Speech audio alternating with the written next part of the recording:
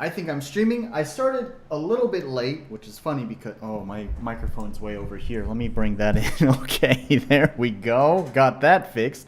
All right, anyways, streaming started a little bit late. Sorry about that. There's yummy, delicious drama going on. And had to, you know, throw my stubborn 2 cents in there just for fun. Anyways, today we're drinking some hard cider. I'm kind of glad I found this. I've actually known about this. It's just been a while since I've had it. I used to drink a lot of hard cider when I was back in America, but it's not as popular here because I know there's like a lot of different brands of hard cider, apple cider by the way, in America. There's a lot of different brands, but here it's not as popular, and so a lot of the places I would go to, it's just not easy to find. But I know that the convenience store that I go to originally only had one brand in stock. I think it was actually this brand that I have now. But they've recently started stocking a couple of other brands, which makes me feel like it's getting a little bit more popular, which is great because I like this stuff. So anyways, yeah, it's a dev stream. It's been a while since we've done one of these. Ooh, that's good. It's been like 2 weeks, and that's because of last week's video, which we're not going to talk too much about performance and all that. I know we have the whole YouTube experiment going on, and that was technically part of the YouTube experiment. And I will briefly say that its performance has outdone any of my videos, maybe even my album, which sucks to say, but yeah, I think its performance has even outdone my album. I haven't actually checked that yet, but if it hasn't outdone my album release from last year, it's definitely going to at some point, because it's only been out for 1 week at this point, and it should be close to, if not already surpassing, the number of views on it compared to my album. So at some point it probably will pass it. So yeah, it was definitely a great video. If you didn't watch it, go check out my previous live stream, which is more like a video that I did live, which had some problems because it was done live. It would have been better if it was actually like, you know, an edited video. But anyways, go check it out. It was a live stream that I did last time, but it was more like a video because it was scripted and had topics that I needed to talk about. It's called RPG Maker Has a Terrible Reputation. Also, there will probably be a card at the end of this stream that will take you to that video. So click on that card and you'll get to watch it right after this one. Like I said, it was a live stream. It would have been better if it was an edited video. So like the beginning of the video is, I feel like, is a little bit rough, but I kind of start to get into the groove of things once I kind of, you know, once I start feeling it a little bit. So, you know, that's kind of the downside of doing it live, but I like doing it live just because I get to kind of do this mix of improv and scripted stuff that I can just flow between seamlessly, and I don't have to open a video editor. And that's the biggest takeaway from that is I don't have to touch a video editor. So there's going to be some format changes here. We're not going to spend any time looking at the YouTube experiment. We're just going to jump right into game dev. And the first thing I want to talk about right now is I got to bring it up right here and switch camera angles. Here we go. Wow, what's that? That looks like a really shitty MS Paint doodle, and you're not far off from the truth. It's not MS Paint. It is Galaxy Notes on my phone because I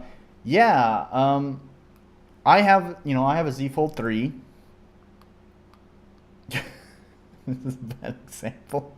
I'm glad you didn't see that. Okay, anyways, I have a Z Fold 3, and they had some sort of special promotion here in Japan. I don't know why, but I guess they're desperate. I guess Samsung is desperate to get more Japanese people to use their devices here. Anyways, and the promotion was that it came with a bunch of other Galaxy stuff, including like the case and the pen and all that. So yeah, I got a bunch of stuff for free. That's all besides the point. I'm just kind of happy about that. But having this stuff has been really helpful because I think I mentioned in a previous stream, I have a lot of fucking downtime at my job, way too much. I would say, it's not even an argument. It's I do have too much downtime at my job, and so I open up Galaxy Notes and I am able to like sketch out. I'm showing you this, whatever's on the screen now. Like this picture here is the same one, right? So I'm able to, so you can just look at my screen and not my face.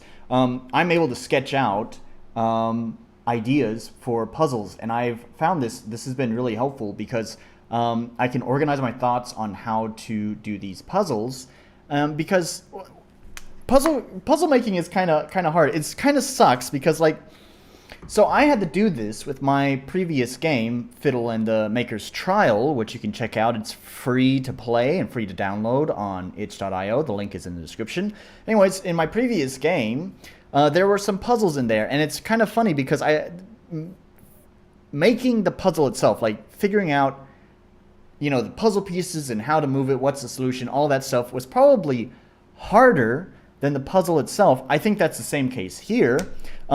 But it's just, it's kind of funny to think about because before what I would do with my previous game is I had a notebook. It might be over here. Is it over here? I think this is the notebook. Let's see.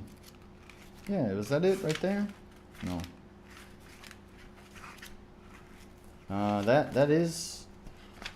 That's a sketch. That's not the right sketch.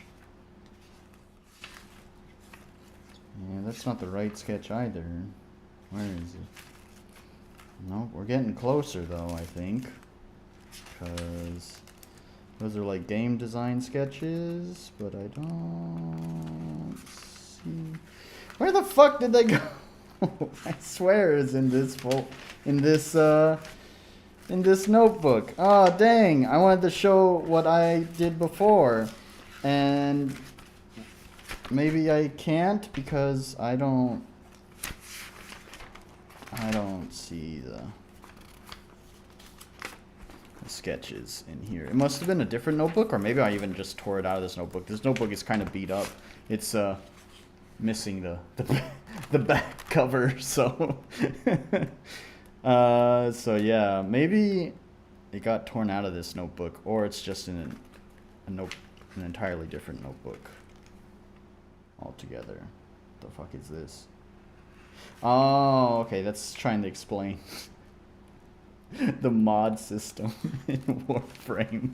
Why is it so complicated? Anyways, and why was I drawing that? Who was I trying to explain that to? I don't know, but I was trying to explain the mod system to someone, and I guess I had to draw it out because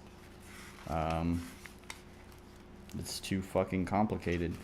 Yeah, I'm pretty sure I flipped through every page in here, and I don't see the sketches. I have one other notebook. I know this is super thrilling content for a live stream, but whatever. Just fucking deal with it. I found another notebook the other day. I thought it was unused. Is it this one? I thought this was unused, but maybe I did use it. Ooh, there is some stuff in here. What is this? Ah, this was, okay, yeah, I think this is gonna be it.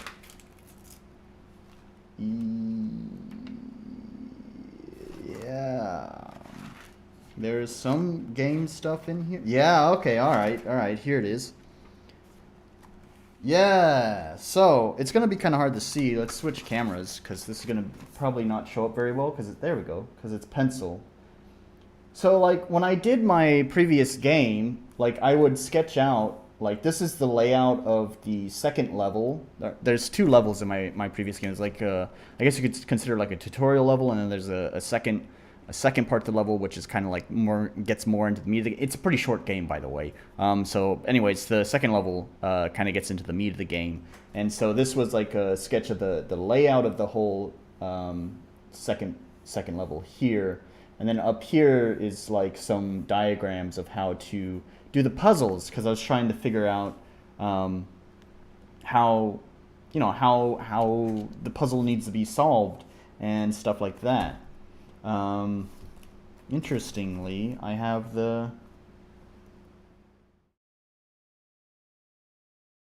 another.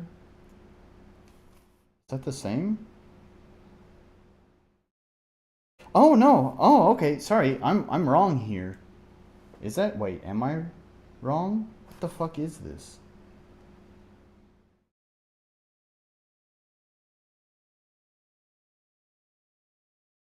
No, okay, all right, yeah, I'm wrong. So this is actually a sketch of the first level, which, like I said, is like the tutorial level. So it's over here that this is a sketch of the second level here, which doesn't look as detailed, but it's actually much longer. But anyways, yeah. So like I would sketch out this stuff. So basically, what I'm trying to say is I used to do what you're seeing here on screen. You know, like sketching this stuff out. Of course, in a notebook, not on my phone.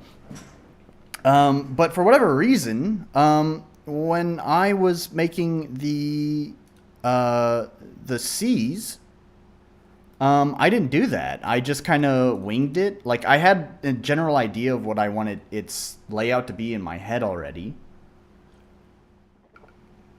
but I didn't really need to sketch out puzzles. And I guess actually technically that's because it is kind of light on puzzles in here. There's like more of a what I would call like a level-wide puzzle that needs to be solved. It's not even really a puzzle; it's just exploration, is all it is. So, anyways, I didn't sketch out anything for this. So, but with all my free time, I wanted to figure out how to, you know, how to solve this puzzle. And because I had this idea, I've talked about it before, but of course, if you're new here, or it's been a while if you don't remember, I talked about it in the caves. I have this mechanic where you like throw a fish into lava to create a platform, and then you can use that platform to jump across. And that's the puzzle mechanic. And so I was trying to figure out how to use that puzzle mechanic. Not just as a way of creating a platform, but also, you know, figuring out how do I get to this part of the map. So anyways, you can see here, like this is my first sketch.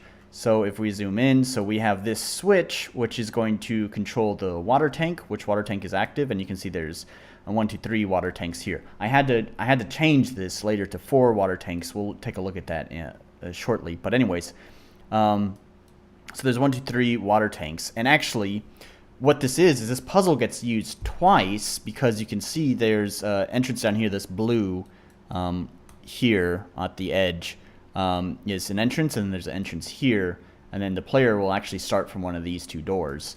So you have this switch, and this switch is going to control these water tanks here, here, and here, which one is active. And depending on which water tank currently has water in it, will have the fish in it. So you basically want to fill up a tank to get the fish. Then you can get the fish and jump across where you need to go.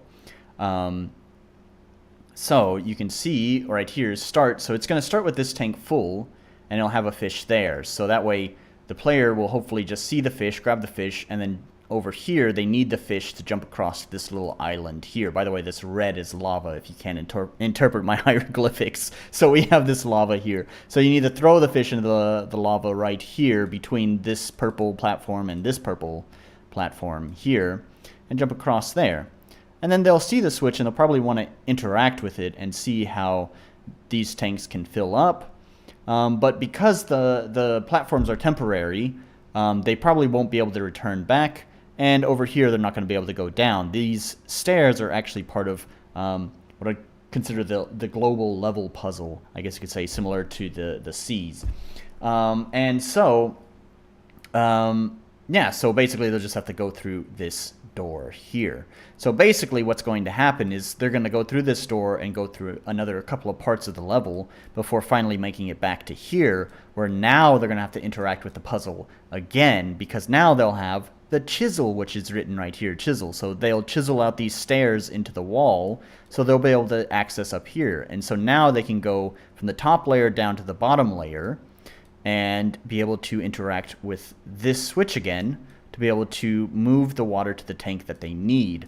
So you can see here this is too far for a fish, so they need to figure out which tank do I put the water in. Well, it's definitely going to be this one, so I'll get the fish there. And now where do I put the fish? I don't know. Oh yeah, I came from up here, so let me go up here, throw the fish here, go across, and then you can exit back just like that. So anyways, this took quite a while to plan out, to try to figure things out. Like, where do I need to remove the island? Where can you jump? Like, where can you use the fish? Where can you not use the fish? And stuff like that. So, yeah, just being able to draw it out, map it out like this has been really helpful, honestly. You can see over here, to help me out, I created this little block here that says puzzle elements, which is get fish, throw fish, change tank.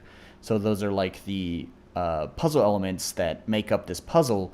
And from this point is I can use those three things there and kind of like reorder them or add extra steps in using those three elements to create other puzzles, which is what we'll see here. So here's another one that I drew. It's unfortunate I have this yellow on this yellow background, so it's kind of tough to read, but this says locks tanks.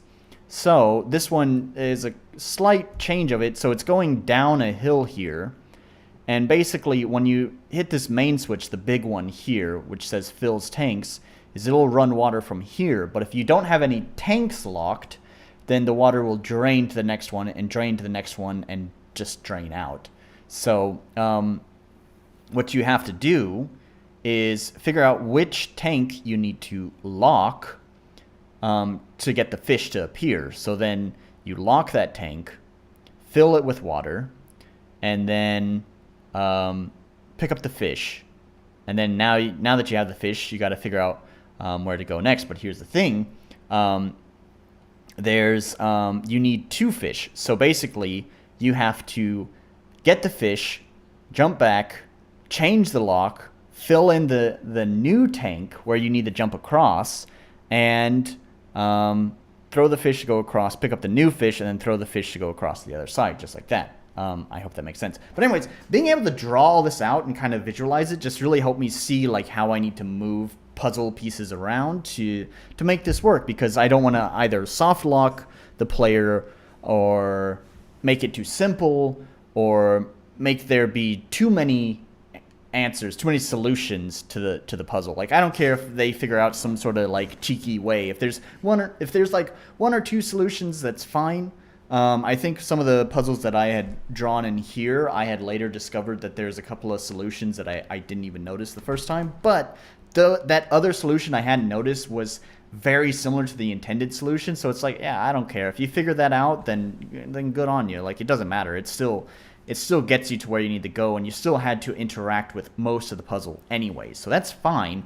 But I don't want it to be like, I don't want it to be to the point where it's like I barely have to interact with the puzzle elements at all and I can solve this, you know? So speaking of soft locking, that's where I was talking about back on this one, where I wound up having to create 4 tanks. So you might be wondering, when I talked about coming back to this puzzle, so the second time you visit the puzzle after going through this door and around and back here, you would jump up here and then go through here. So you basically never interact with this lower middle section and lower right section at all. So why is that? Well, there's 2 entrances here. And so you would have to start at the other entrance, the lower entrance here, get the fish, and then jump across and then get the chest here. But that's where the soft lock happens. Because if you're not fast enough to throw the fish, jump across, go to the chest, and then come back, the platform will disappear after a while. So if you're not quick enough to make that whole thing in a timely manner, you'll get stuck. So there's an extra tank here, but it's not controlled by this switch at all. It'll just already be full. So that way, in the event that you get stuck because the platform disappeared, you can just quickly go there and grab the fish and make your way back. So let's take a look at this. Instead of just talking about it and rambling it and showing you pictures, let's take a look, because throughout these past couple of weeks, I've been working on actually quite a few different things. But for right now, we're just talking about making maps. So I won't talk about the other things just yet. Hopefully I remember to talk about the other things. It's not super important because I definitely will talk about them next week. Well, hopefully next week. Well, okay, anyways. No, maybe not. But I have been working on the cave. So I think last time I had opened up the stream, I had already started work on this area. This is just the corridor between the town and the level itself. So you just pass through that little corridor there. This also just sets up, this gives you a chance to experience the tutorial, and it also sets up some variables and values in preparation for the level.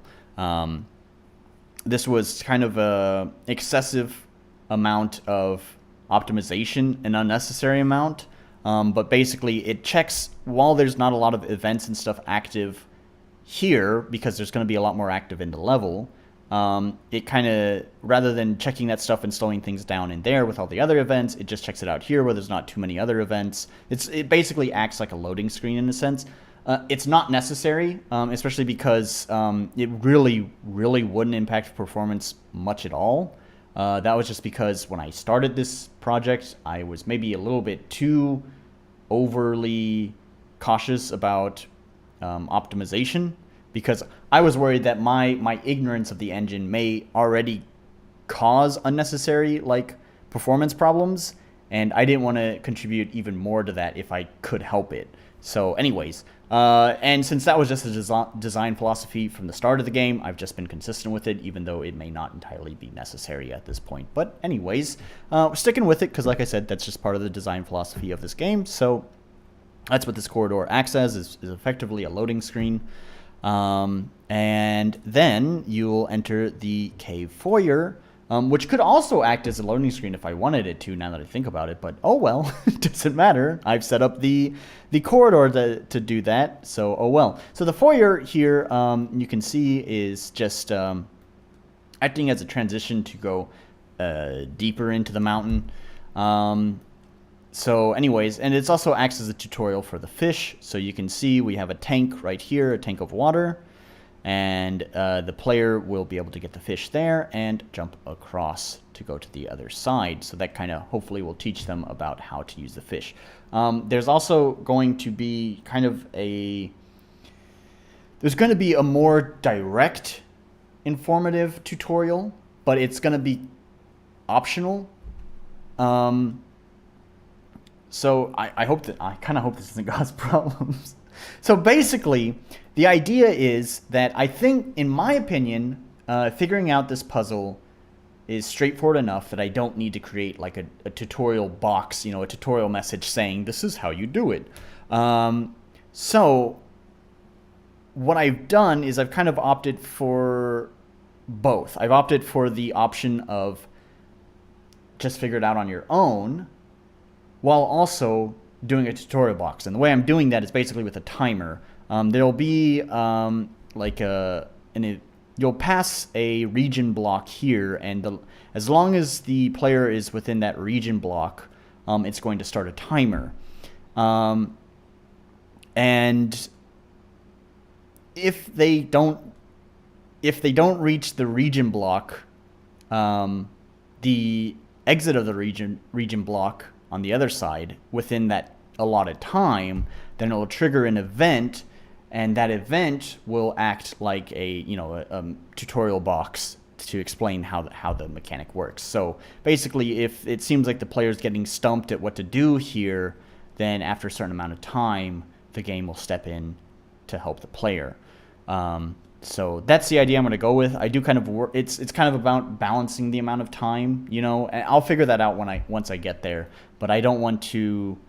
The last thing I want to do is players only look around at what to do for a little bit. They don't stick around long enough to wait for the tutorial. Let me try to explain. Come on, let's try to explain this better. So basically what I'm saying is, what I'm worried about is that maybe, we'll follow my white box here that I've highlighted. Okay, so maybe the player steps into this area, they go up to the lava, they don't know what to do, so they come down here and they go over and they pick up the fish, and then they're not really sure what to do with the fish, And what they do is before the timer even reaches 0 to initialize the tutorial box, they don't even spend any time at all. So they like pick up the fish, they go over here, don't even spend enough time to figure out what to do, and then just leave like, oh, maybe I need to come back here later. And then, well, they totally miss the tutorial. That's the one thing I'm worried about. I guess it's just a matter of balancing the time. So I'll get to that later. So anyways, but that's the foyer. It's basically acts as a tutorial, and also for immersion, to make it feel like you're going deeper into the cave and you're not just, you know, like a moment's notice, a moment's notice from the outside.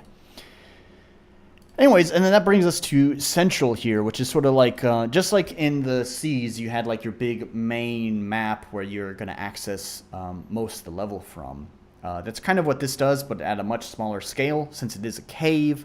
Also, I wanted to use, you know, a slightly different design philosophy for, or level design philosophy, whatever. Level design philosophy for this one, because I don't want them all to be exactly the same, right? So here in the cave, you have basically 6 paths, although only 4 of them are accessible from the start. So you have the upper path on the left and the lower path on the left, and then you have the upper path on the right and the lower path on the right. And that's the main start of the level. Your main goal is to basically activate these stairs so you can go up.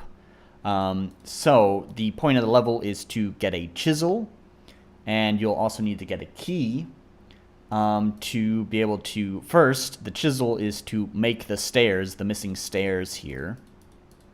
And then the key, once you transition, you'll transition to another map. You'll need a key to open a gate up there. So... yeah, so on the left, you have the upper and lower path, and this is what I've started on so far. I'm still working on it, but I can show you this one, which may look a little bit familiar to you. So if I just bring up this picture here, interesting.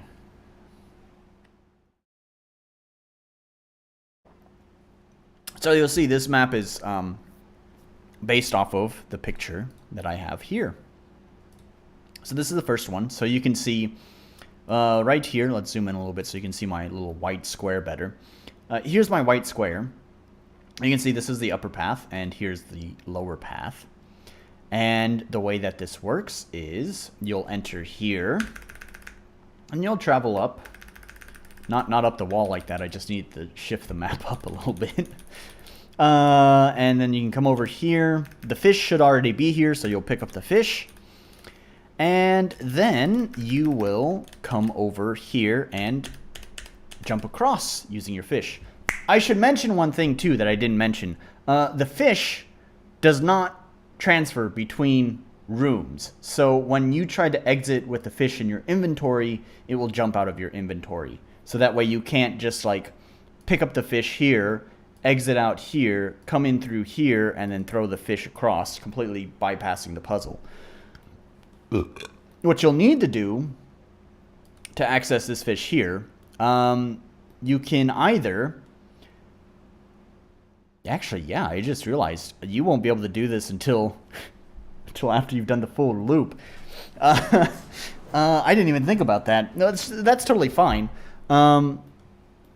So basically, because you'll get the fish here and jump across, there's going to be a fight here, which also may slow you down, which means even more time will pass before this platform disappears, which basically makes it a one-way street. So once you jump across, you're not going to be able to jump back. So in that case, even if you turn on the switch here and fill in this tank, then you won't be able to go back and go around and get the fish. So you'll have to wait until you come back here. So, wait, can that even be accessed now that I think about it? Yeah, I think so. Yeah. So the puzzle is, so you'll use the chisel here to rebuild the stairs. After you rebuild the stairs, then you can access the switch. So then you'd want to use the switch to fill in this tank here, get the fish, come over here, and then you'd want to activate the switch again before you jump across to fill up this tank down here. Jump across with your fish, exit out, come back in, grab the fish, throw it across, come up here, and you'll get the chest. Then you can grab the fish from here and jump back. So that's how that works. So the fish do not transfer between rooms. However, the tanks will stay filled between rooms. Hopefully. I think that's the plan. Because otherwise this would be impossible. But if it's possible to soft lock yourself and it needs to be reset, I can either make it so that it resets when you just refresh the room as an exit and enter again. But I might just do it the way that I did it in my previous game, which is free to download. Go check it out. And in that game, I just put like close to the puzzle, I'd put like a little crystal or something. And if you just touch the crystal, it would reset the puzzle for you in case you fucked up. So I guess I could also do that. I kind of don't like that method because it just seems a little bit brute force. But also, you know, exiting and entering isn't really much better.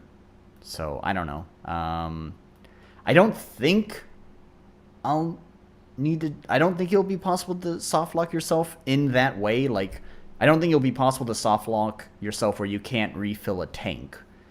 So I don't think that's necessary. It's possible to soft lock yourself in a sense that you jumped across a platform and now you don't have a fish to jump back. And if it's on an island like this, then there's no way to progress, so you'd just be stuck here. You know, I should really create a spell called, like, I'm stuck or something.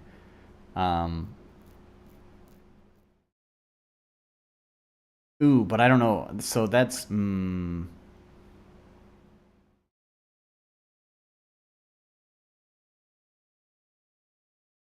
I'll have to think about that, but yeah, I'm gonna write that down. I'll use this notebook that I barely use and have my other game notes in. Because I'll need to think about what that implies, because if I have an I'm stuck spell, like the first thing that came to mind when I said that was that basically what it would do is it would just say, are you sure you want to use this spell? It will bring you all the way back to town.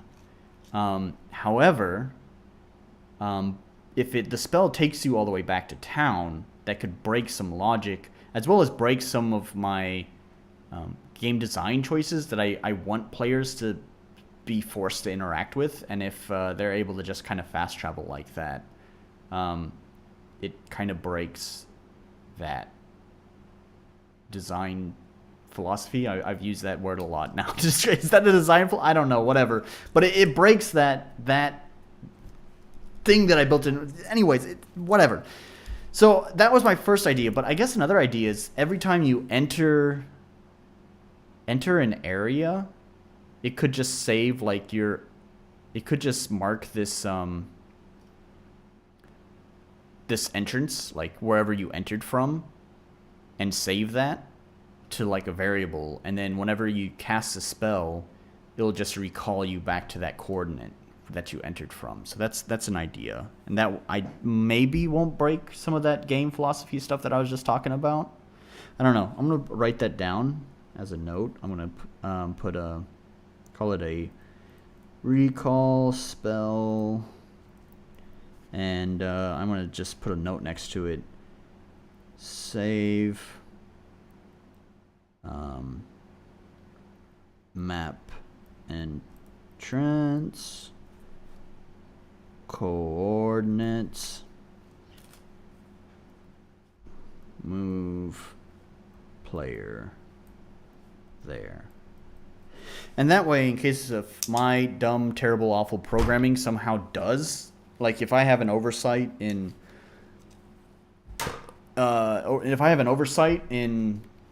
any of the puzzles where it does possibly soft lock them onto like an island like this, then they'd just be able to use the recall spell and just bring them back, so they're not soft lock. So I do kind of wish there might be like, I don't want people to have access to it all the time. So I don't know. I'd have to think about it. It might be interesting to have like a timer where it automatically gets added into the player's spell book after a certain amount of time on each map. So every time you transition to a new map, it deletes a spell. And then the longer you stay on that map, like a timer would start. And then after a certain amount of time, if you're still stuck on that map, it would add the spell back into your spell book. And then you can cast it and go back.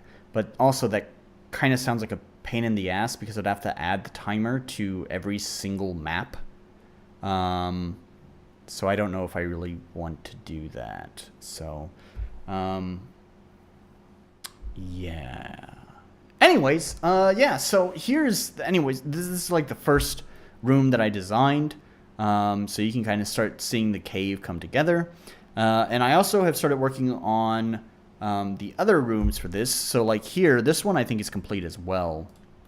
Well, I'll explain some stuff. It's not technically complete. I mean, complete as in laying out all of the tile work. All the tile work is done. There's still all the events and stuff that needs to get done. But you can see this room, here it is. It's quite densely packed with tiles. It's kind of funny going from like this room to back to this room where it seems so sparse and empty. It's just the way it is, I guess.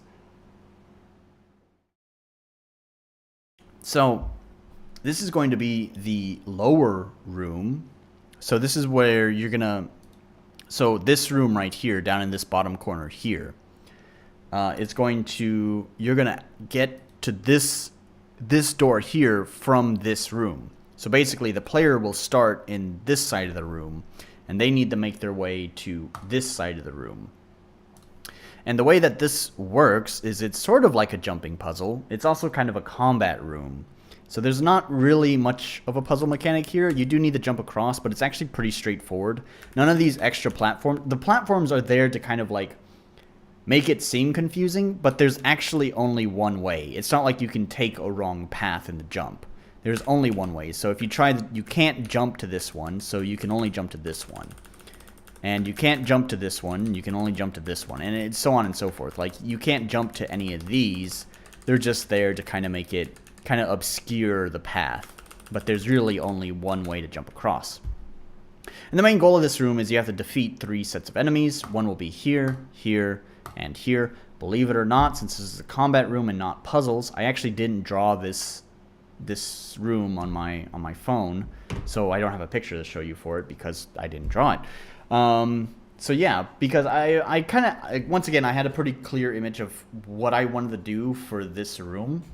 I like the 3 tiers of the waterfalls. I had that in mind. I had this idea of like this huge like lava lake kind of thing, or lava river, I guess.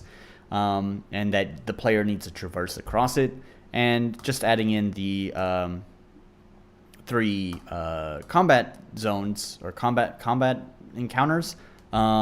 Just kind of gives a little bit more life to it, gives a little bit more exploration that needs to be done with this room. So you'll hopefully interact with this room a little bit more instead of just passing right on through. So you can see these little black squares here will be platforms that will get activated whenever you defeat each of the enemies in this room. And once you've defeated all 3, you'll be able to jump across and go to the exit here. I'll explain the purpose of the black boxes soon, but we'll take a look at the last room that I've worked on so far, which is not finished yet, but it's kind of like halfway there. So you can see this one. This is the other picture that I had showed you, this one here. So you can see there's the 3 tanks right there, and 1, 2, 3, there they are. So this is that one. And so you'll come from this entrance down here at the bottom right corner, and my camera's not obscuring it. Good. Okay, so at the bottom right corner here. And that's accessed from this door right here. So this door will take you here to this entrance. And in here, this room is strictly just a puzzle room. There's no enemies in this room. The reason I did that is First of all, I counted the number of enemy encounters that are in the seas, and I just wanted to have parity across all my levels. Since the player can technically do any of these levels in any order, I wanted to make sure that the amount of experience is roughly the same after completing each level. It's not going to be wholly accurate because, you know, some groups of enemies may have more enemies in the encounter. So that means, therefore, they may have more enemies in the encounter or less, and therefore that means it's going to change the amount of experience they get. Also, just when I'm making the database, when I'm making the enemies, I may, who knows, accidentally put in this enemy is worth more experience than another enemy, or I may just use that higher experience point enemy more often than the lower experience point enemies. You see how it's not going to be perfect. It's not going to be exactly the same, but at least if I can keep a consistent number of encounters, plus or minus 1 or 2, then hopefully it'll be roughly the same. We'll see about that once I get to the point where I can go through the whole level and see. That's going to be a while, I think. Yeah, so there's 2 reasons why there's no enemies in here. One of them is because doing some rough calculations of what I've called these ribbons. These are loops. So going from Cave Central, so you have these 2 doors here. So going from these doors, it makes kind of like a big loop. So I call it a ribbon. So you have the left ribbon and the right ribbon. So just doing some rough calculations of how the development of this left ribbon is going so far. The number of enemies in the left ribbon that I expect there to be would be parodied with the right ribbon, more or less, and therefore would actually be at almost the exact same number of enemy encounters as the seas. So doing some rough math, it's just like if I add any enemies into this room, the number of enemies in this level would exceed the number of enemy encounters that I had in the seas. So yeah, so that's one of the reasons, is that I just don't want to accidentally exceed that number. The other reason why I don't have enemies is that I hope is a somewhat mentally taxing puzzle. Like, it's not supposed to be like mind-bendingly difficult, but I hope it takes some gear turning to figure out. And the one thing I hate in games is when you're trying to focus on solving a puzzle and goddamn enemies won't leave you the fuck alone while you're just trying to think things through. So while technically I could probably put an enemy over here on the solution side of the puzzle, because refer to reason number 1 why that's not going to happen, and then why they're not over here on this side of the puzzle is, well, once again, refer to reason number 1, but also reason number 2, where I don't want players to have to, like, annoyingly avoid getting an encounter with an enemy while they're trying to sit there and figure out how do I solve this puzzle. Which, speaking of, if we just, let's slap the player down real fast. And if we take a look at this, you'll notice that it's, a good puzzle, I think you should be able to see all the puzzle pieces. So, like, these 3 little, like, sunburst squares right in front of me will have the locking levers for the tanks. And then down here, I think in front will be the main switch. I think that's the idea so far. So your main switch will be down here. And you'll notice that you can't really get a good picture of the whole room, of like where water is going and all of that, where you want to go and what you want to do. And so I feel like that could be frustrating. So yeah, you'd have to, like, slowly, the walking speed in my game is slow. That's deliberate, but also I understand that it could be frustrating, especially when you're trying to take into account all the moving parts of this puzzle. So, like, you'd have to walk down here. Also, you can't really get a good view of it. You can only see, like, up to there. Like, what do I need to do when I get across, right? Like, you don't know what's on the other side. Is there more lava on the other side? Or is that just where I need to go? I don't know, because I can't see that far because the camera doesn't scroll that far, right? So this can become a problem because you don't have all the pieces of the puzzle. You don't know what you're trying to do. So I have just today worked on a solution to that. Without plugins, I'm pretty proud of this. I created a look around mode. So if we go to my volcanic cave test here, we'll need to drop the player in here real fast. And if I interact with this, it says take a look around. Yes! When you're finished looking around, press the action button to exit. And when you fade in, look at this. You can take a look around. You can scroll around and see what all the puzzle pieces are for the map.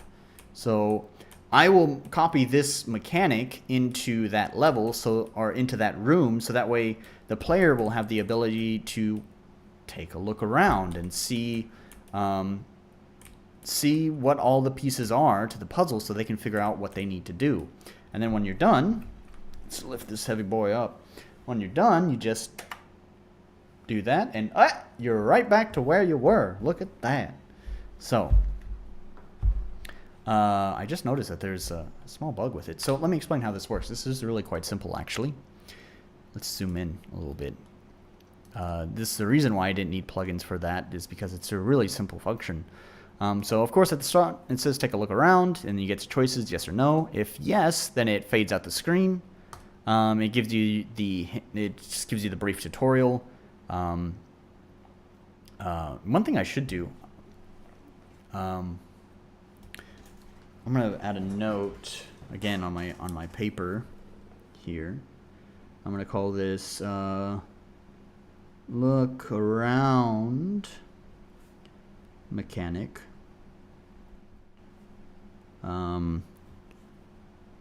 Add quote unquote first time check.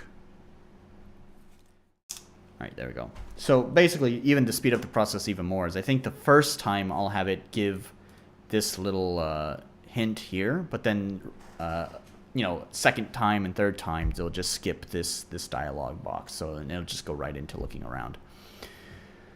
So anyways, so basically what it does is it presents you with that. It quickly saves the player's X and Y position on the current map, and then sets the player to be invisible, sets them to have no collision, sets their speed to the highest with the highest frequency. I don't think that it actually affects the player, but I set it to the highest anyways.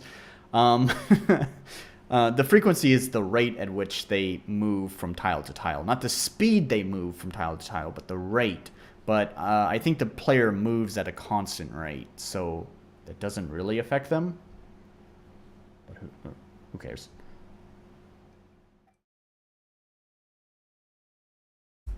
And then it fades in the screen and turns on self switch A. And self switch A is just checking, it's just waiting for the player to push a button. And when they do push the button, it just returns the player back to their previous position. The one edit I want to make is, actually I guess I'd have to leave it at retain, wouldn't I? I think in this case, it'd probably be up because it's the way that I approach it. It doesn't matter. Yeah. Anyways, and then it resets the player's speed, makes them visible again, and turns collision back on, and sets it back to this one here. So it can be done again. So that's how that mechanic works. I'm pretty proud of it. It's pretty simple. You just walk up to it, take a look around, and then you can do that. Just take a quick look around the place, see what's going on, get a sense of everything. And then when you're done, you just push the space bar and you're right back to where you were. And then if you need to look again, you just do it again. And there we have it. So yeah, pretty proud of that little simple system right there.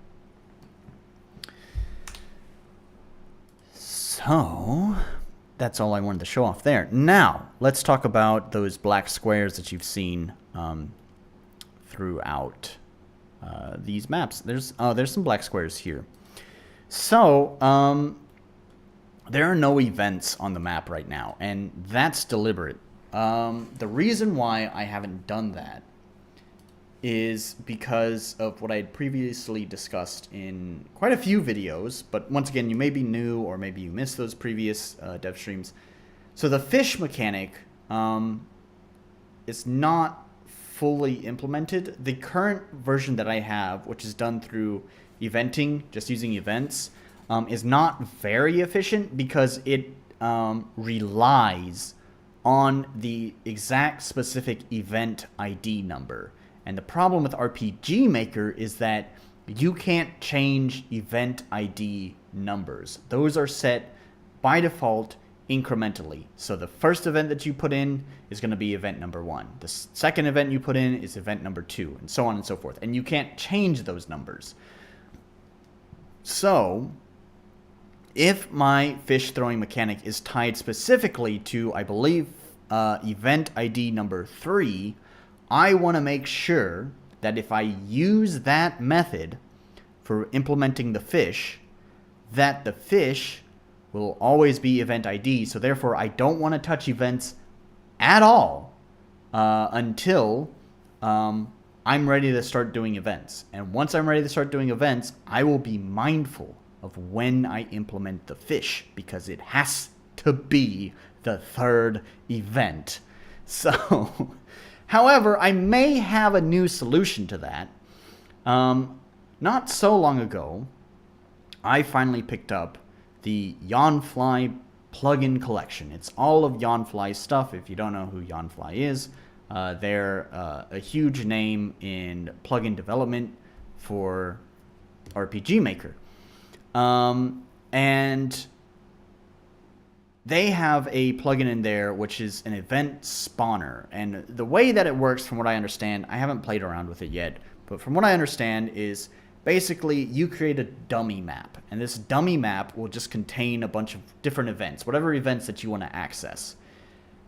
And then, using the event spawner, you can basically call any of those events on the dummy map, call it, and bring it onto the current map that you're using, spawn it onto the map. And so I think using that event spawner method, I'll be able to basically make it so that way the event number, the event ID doesn't matter. If in effect it doesn't matter. So hopefully that'll solve that problem, but I'm going to look into that when it's actually time for me to implement the fish, and then I'll decide whether I want to go through Yawnfly's method and see if that has the solution that I'm looking for, or if I just want to stick with my, vanilla raw eventing method of just having to stick with the exact event ID and never ever going above or below that event ID. Otherwise, the whole puzzle mechanic will break. So, yeah. I'll figure that out later. But so basically what that means is that I'm not touching events at all, but that's okay. The method that I've been designing maps has been very methodical. So basically what I do is first I create the size that I think the map is going to be. Let's use this one since it's incomplete. So first I start with creating the size of the map that I think I'll need. I'll usually need to make adjustments later as I'm laying it out, but that's what I do is the first pass, I just lay out, you can see here kind of what I was doing. So I just lay out the direct path that I would expect the player to take. So like here, I kind of had just a straightforward zigzaggy path, and then I draw on the path down here because this is where the solution to the puzzle is. So the path goes here, and then across over here, and then over here. So that's the core path. So I know the player needs to follow this. Then I add in the additional paths for wherever puzzle mechanics are, other important paths the player will take. So it's just one single line, one single tile where I'm drawing to each. Once I've laid all that out, I'll start doing a rough outline of the map itself. Usually starting with the lava, because I feel like the lava is kind of like the most important part. I don't know why. It's easier to start with the lava, so I'll start with the lava, kind of drawing like a rough outline of the shape of the land. And once I have that in place, I'll then draw using. Actually, you don't see it here. Let me zoom in. So normally, since it'll be black on the outside of these, so after I do the lava, I'll kind of start filling in some of the land a little bit, but it'll just be this flat purple, you know, basic ground tile stuff, right? Once I filled in some of that, I need to know where the walls are going to go. So I use this tile here, this like rocky pebble kind of tile, and I'll outline where the walls will go with that rocky pebble tile. You can kind of see it poking out. Let me zoom way in. If you look carefully, very carefully at the top of these corners here, you can kind of see some of those rocky pebbles sticking out. You can see it a little bit better down here. So, yeah, I outline it with those rocky pebbles so I know where the, you know, where the edge of the map is going to go. And once I've done all that, then I'll start adding in some slightly more detail, like the puzzle elements. And then once everything, like all the map and all that stuff has been laid out, then I will start filling in doodads, miscellaneous details and stuff like that. So, yeah, anyways, so that's the way that it goes. So it's kind of like I don't even touch events because this is just the way that I like slowly build the map up through steps, I guess you could say, starting with just a basic path, a straightforward path of where the player is going, then laying out the rough geometry of the land that the player will walk on, then filling out that rough geometry, then adding the walls, and then adding puzzle elements, and then, you know, just doing these passes over and over. That eventing is really kind of like the last thing that I'm going to touch, and so it kind of just makes sense that I haven't touched it anyways, because I've just been busy making maps like this through that method. So anyways, yeah.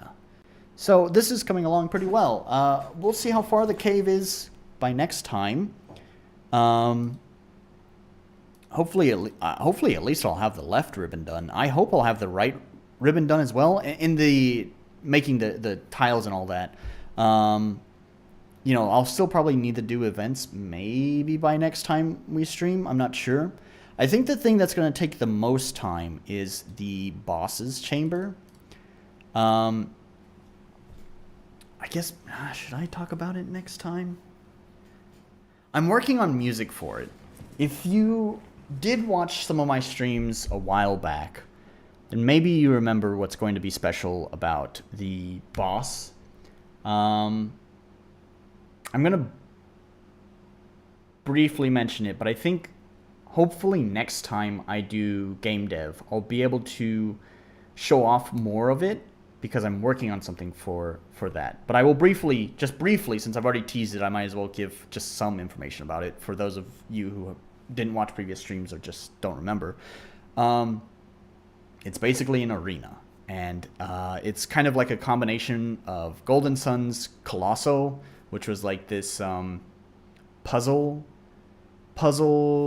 combat arena kind of thing where you had to use your powers to quickly traverse an obstacle course before ending that obstacle course in a fight, and that fight was dependent on you, like you had no items, but only the items that you picked up throughout the obstacle course is what you could use in that fight.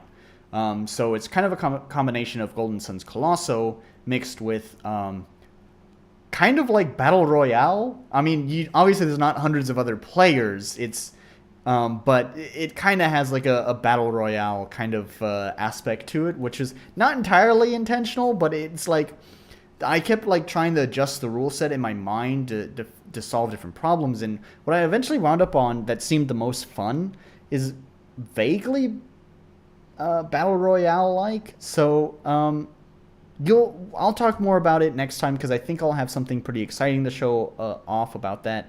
I do think once it comes to actually building and programming that part, it might be pretty hard. I don't know. Actually, I don't know. The fish could be even more difficult. I'm not sure. So we'll have to see. But anyways, I think I'm going to talk more about that next time. I also wanted to mention that I do have. I guess I should bring it up. So last time I did game dev, I was working on the main menu music. It's still not technically finished because I had to spend some time thinking about it. And I do think after spending some time thinking about it, I haven't made any changes since last time I played it for you guys. I did render it down and like take it with me on walks so I could listen to it over and over and consider like what kind of changes I want to make. And I actually think I'm pretty happy with how it is. There's one small change I want to make to it, but for the casual listener, especially since I'm only going to play it one time, you probably won't even notice the change in the final version. So I'm going to go ahead and play it for you guys. If I can find it. I'm talking and trying to navigate my folders here at the same time, and it's not not working very well. Am I there? I think I'm in the right folder. Or I'm getting closer to it. I thought I just... Is it under the main theme? I thought I put in a folder just called main menu, but no, okay, here, it says menu theme. Okay, alright. So this is it. Yeah, so anyways, it is finished and rendered, so I'm going to go ahead and play the rendered version. The only thing that I really want to make a change on it is the ending. Just before it goes into, if you remember from the last time I did the dev stream, is it ends on like this slow piano chord as the tempo of the song kind of slows down and everything kind of fades out. That's totally fine. But moving into that slowing down section is a little bit rough. I want to make a small adjustment to make it a little bit smoother into that final little chord section. And that's really it. But otherwise, I think I'm pretty happy with it. Also, it's kind of a cute, kind of funny story. I was talking with some of my students.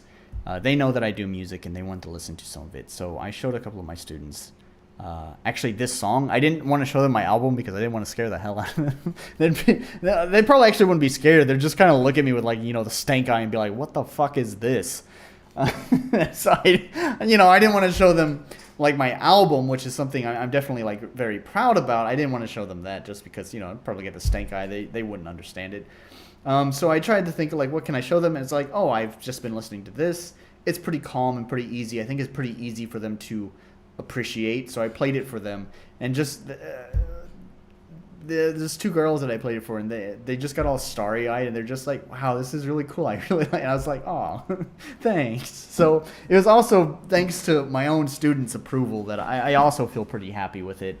And the other thing that I also come back to is a lot of the music that I've done, well, I'm definitely proud of it. One thing that's been kind of my mission is being economical with it, because my album that I worked on, I spent 1.5 years writing it, and it was only 5 songs long. And that's because I would spend an inordinate amount of time writing each individual song. And while that's great, I'm able to appreciate all that time, and I think there might be a few people who are able to appreciate it.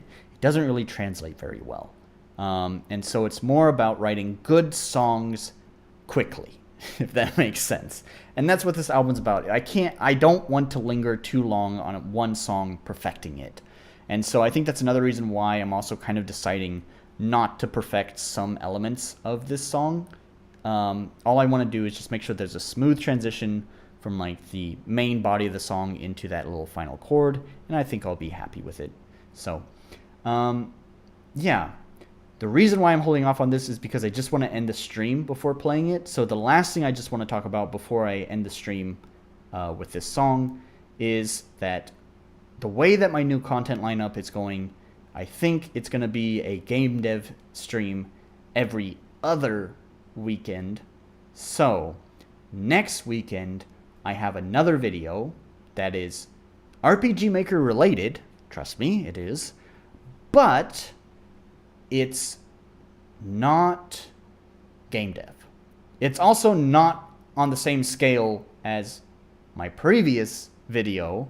That one took a lot of work to put together, and I don't think there will be another video like that for another month or more. But I do want to do more videos like that. It's just there's going to be large gaps of time between when those kind of videos get done. So,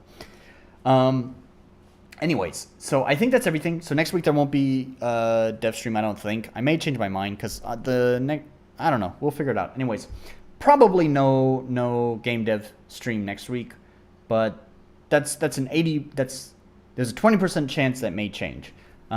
With all that said, thank you guys very much for joining.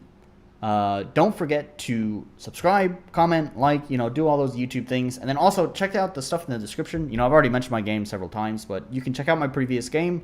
It's free to download. It's available now, unlike my current game. It's not as good as my previous game. It's not as good as my current game, but my current game is not available yet. So, so check out my previous game because it's good and is available right now. That's free and in the description, as well as my music. It's not free, but it's worth every penny, so go check it out, buy it. There's also my book. It is free. Go check it out. And my Discord. And so all those things are in the description down below. Check those out. Like, comment, subscribe. All that good stuff.